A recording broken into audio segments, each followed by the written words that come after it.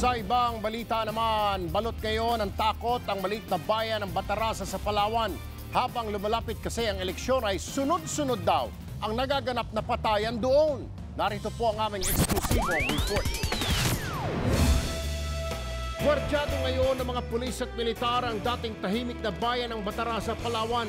Pinaigting ang seguridad dahil sa sunod-sunod na krimen na may kaugnayan naman sa eleksyon. Hindi natin malaman, pagkamalan pa tayo dyan, mabaril tayo, di ba? Kaya halos paggabi na, halos wala nang lalabas sa amin. Ayon sa PNP, ngayong Abril ay abot na 10 ang napatay sa Batarasa. Ang bayan po ng Batarasa ay kasama po sa tinatawag nating EWA o Election Watch List Area. Ito po ay, ibig sabihin po, meron po ditong ERVIS, election-related incident po, violent incident. Nitong 6 ng Abril lamang, pinagbabaril ng mga armadong lalaki ang dating chairman ng barangay Kulandanum, Batarasa na si Joel Pondales at isang Gerson Ortiz. Sa takot na pamilya ni Pondales, sa likod bahay na lamang siya inilibing. Baka madamay raw yung nakikiramay, kaya dito na lang nilagay.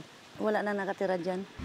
Lumikas din ang ilan nilang kapitbahay sa pangambang madamay. Bumalik lang sila sa lugar na magtayo roon ng kampo ang militar. Sa ngayon po, tahimik naman ang lugar na ito.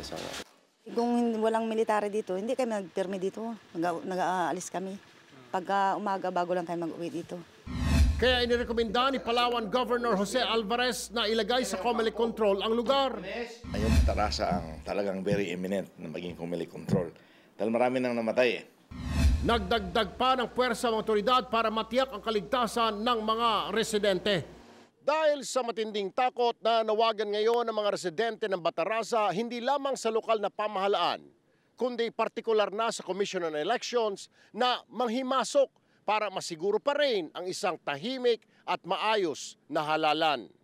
Umaaksyon mula rito sa Palawan, Erwin Tulfo, News 5. Abangan po bukas sa ikalawang bahagi ng aming eksklusibong report. Ano nga ba ang punot dulo ng mainit na politika sa maliit na bayan ng Batarasa?